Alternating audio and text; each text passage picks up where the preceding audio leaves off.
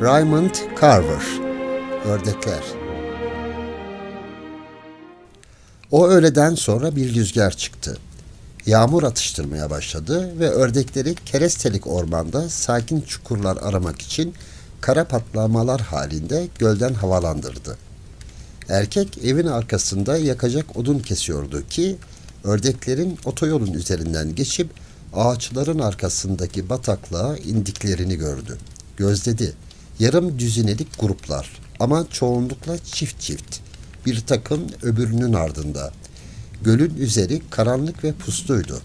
İmalathanenin olduğu öteki tarafı göremiyordu. Daha hızlı çalıştı. Demir keskiyi büyük, kuru odun parçalarına daha sert indiriyor, öyle aşağı kadar yarıyordu ki çürükler dört bir yana saçılıyordu. Karısının iki şeker çamının arasına girilmiş çamaşır ipinde çarşaflar ve battaniyeler rüzgarda mermi gibi patlıyordu. 2 kere gidip geldi ve yağmur başlamadan bütün odunları verandaya taşıdı. "Yemek hazır," diye seslendi kadın mutfaktan. Erkek içeri girip elini yüzünü yıkadı. Yemek yerlerken biraz konuştular. Çoğunlukla Renault gezisi hakkında. 3 gün daha iş, sonra ödeme günü. Sonra Renault'da hafta sonu. Yemekten sonra erkek verandaya çıkıp tuzaklarını toplamaya başladı. Kadın gelince durdu. Kadın kapı eşiğinde durup onu izledi. "Sabah yine hava mı çıkacaksın?" Erkek başını öte yana, göle doğru çevirdi. "Havaya bak, bence sabah güzel olacak." Kadının çarşafları rüzgarda şaklıyordu. Bir battaniye de yerdeydi. Erkek başıyla onu işaret etti. Eşyaların ıslanacak.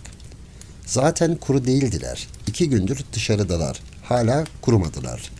"Ne var, iyi değil misin?" dedi erkek. "İyiyim."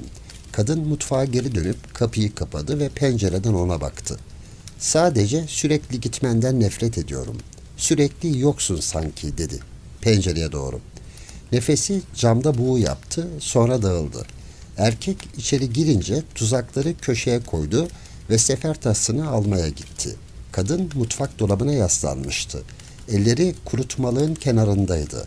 Erkek onun kalçasına dokundu, elbisesini sıkıştırdı. "Renault'a gidene kadar bekle, çok eğleneceğiz," dedi.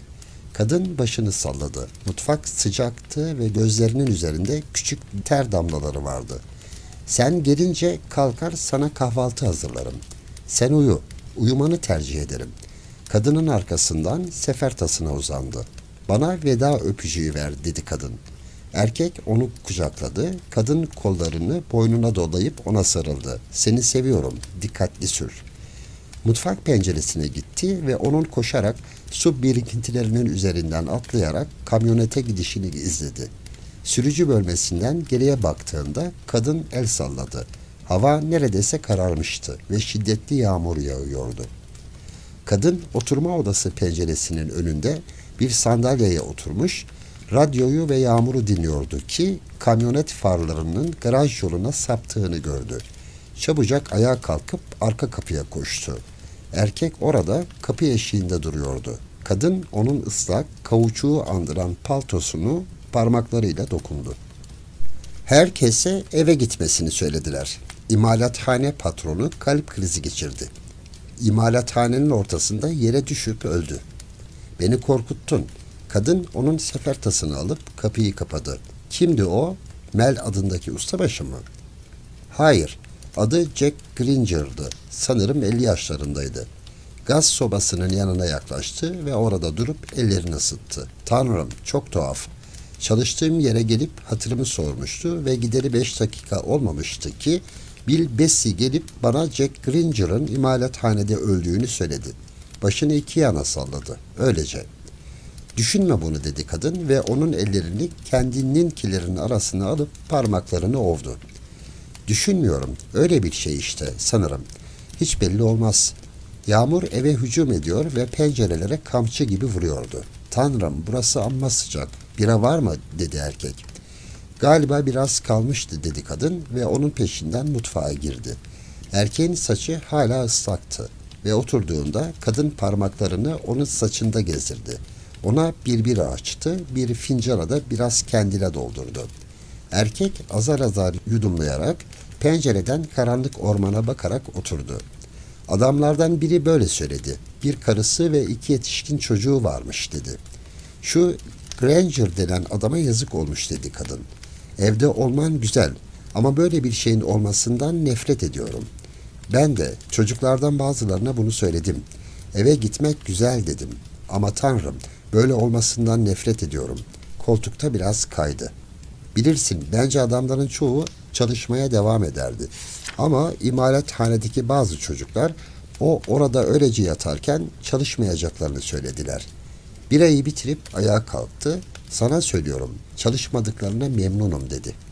Ben de çalışmadığına memnunum dedi kadın. Bu akşam sen giderken içimde gerçekten tuhaf bir his vardı. Farları gördüğümde bunu düşünüyordum. İçimdeki tuhaf hissi. Daha dün akşam yemekhanede fıkralar anlatıyordu. Granger iyi bir çocuktu, hep gülerdi. Kadın başını salladı. Bir şey yemek istersen bize yiyecek bir şeyler hazırlayayım. Aç değilim ama bir şeyler yerim dedi erkek. Oturma odasında oturdular ve el ele tutuşup televizyon izlediler. Bu programların hiçbirini daha önce görmemiştim dedi erkek. Kadın, izlemek pek ilgimi çekmiyor artık dedi. İzlemeye değer bir şey bulamıyorsun. Cumartesi ve pazarları tamam ama hafta içi akşamları hiçbir şey yok. Erkek bacaklarını gerdi ve arkasına yaslandı. Biraz yorgunum dedi. Sanırım yatacağım. Kadın, sanırım ben de bir banyo yapıp yatacağım dedi. Parmaklarını onun saçında gezdirdi ve elini aşağı indirip yakasını düzeltti. Belki bu gece biraz yaparız. Pek fırsat bulup yapamıyoruz. Öteki elini onun uyluğunda gezdirdi. Uzanıp onu öptü. Ne düşünüyorsun bu konuda? Kulağa güzel geliyor dedi erkek. Ayağa kalkıp pencereye yürüdü. Dışarıdaki ağaçlara karşı kadının onun arkasında ve biraz kenarında duran yansımasını görebiliyordu. Tatlım, neden gidip banyonu yapmıyorsun? Sonra da yatarız dedi. Bir süre sonra orada durup Yağmur'un pencereyi dövmesini izledi. Saatine baktı. Çalışıyor olsaydı şimdi yemek zamanı olurdu. Yatak odasına gidip soyunmaya başladı.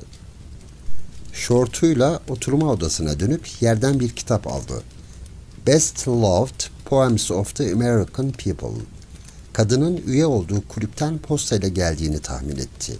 Evde dolaşıp ışıkları söndürdü. Sonra yatak odasına geri döndü. Örtülerin altına girdi. Kadının yastığını kendininkinin üstüne koydu ve kaz boynu lambayı ışık sayfaların üzerine düşecek şekilde döndürdü. Kitabı ortasından açıp şiirlerin bazılarına bakmaya başladı. Sonra kitabı komodine koydu ve lambayı öteye, duvara doğru çevirdi. Bir sigara yaktı. Kollarını başının arkasına koydu ve yattığı yerden sigara içti. Dosdoğru karşıdaki duvara bakıyordu. Lambanın ışığı sıvadaki bütün minik çatlakları ve kabarıkları gösteriyordu. Bir köşede tavana yakın bir örümcek ağı vardı. Çatıya boşalan yağmuru duyabiliyordu. Kadın küvette ayağa kalkıp kurulanmaya başladı. Erkeğin izlediğini fark edince gülümseyip havluyu omzundan sarkıttı ve küvette küçük bir adım atıp poz verdi. Nasıl görünüyor? Güzel dedi erkek. Peki dedi kadın. Ben senin hala bilirsin dedi erkek. Öyleyim. Kadın kurulanmayı bitirdi ve havluyu küvetin yanına yere bırakıp titizlikle üzerine bastı. Yanındaki ayna buğulanmıştı ve vücudunun kokusu erkeğe kadar gidiyordu. Kadın döndü ve kutuyu almak için bir rafa uzandı. Sonra kemerini beline geçirdi ve beyaz pedi ayarladı. Erkeğe bakmaya çalıştı, gülümsemeye çalıştı. Erkek sigarayı söndürüp yeniden kitabı aldı. Ne okuyorsun diye seslendi kadın. Bilmem, saçma sapan bir şey dedi erkek. Kitabın arkasını çevirip biyografileri gözden geçirmeye başladı. Kadın ışığı söndürdü ve saçını fırçalayarak banyodan çıktı. Sabah yine de gidecek misin dedi. Sanmam dedi erkek. Kadın sevindim dedi. Gece geç saate kadar uyuruz. Sonra da kalkıp mükellef bir kahvaltı yaparız. Erkek uzanıp bir sigara daha aldı. Kadın fırçayı bir çekmeceye koydu ve başka bir çekmeceyi açıp bir gecelik çıkardı. Bana bunu alışını hatırlıyor musun dedi. Erkek karşılık olarak ona baktı. Kadın yatağın erkeğe ait olan tarafına girdi. Bir süre sessizce yattılar. Erkek sigarasını içti ve bitince başını salladı. Kadın da onu söndürdü. Erkek kadına uzandı, omzundan öptü ve ışığı söndürdü. Biliyorsun dedi, tekrar sırt üstü yatarak. Sanırım buradan gitmek istiyorum.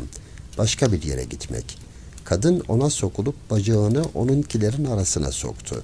Karşılıklı yan yattılar, dudakları neredeyse birbirine değiyordu. Erkek nefesinin onunki kadar temiz kokup kopmadığını merak ediyordu. Sadece gitmek isterim dedi. Uzun zamandır buradayız. Eve dönüp ailemi görmek istiyorum. Ya da belki Orajana gidebiliriz. Oralar güzeldir. Eğer istediğin buysa dedi kadın. Sanırım öyle dedi erkek. Gidilecek çok yer var. Kadın biraz kıpırdadı ve onun elini tutup göğsüne koydu. Sonra ağzını açtı ve öteki eliyle onun başını aşağı çekerek onu öptü. Yavaşça yatakta milim milim ilerleyip onun başını nazikçe göğsüne indirdi. Erkek meme ucunu ağzına aldı. Onu ne kadar sevdiğini ya da sevip sevmediğini düşünmeye çalıştı.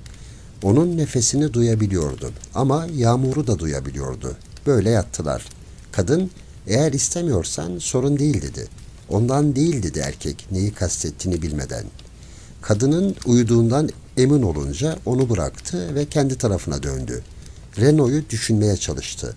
Kumar makinelerini, zarların tıkırtısını ve ışıkların altında dönerken nasıl göründüğünü düşünmeye çalıştı. Rulet topunun parlak çarka sürterken çıkardığı sesi duymaya çalıştı. Dikkatini çarka yoğunlaştırmaya çalıştı.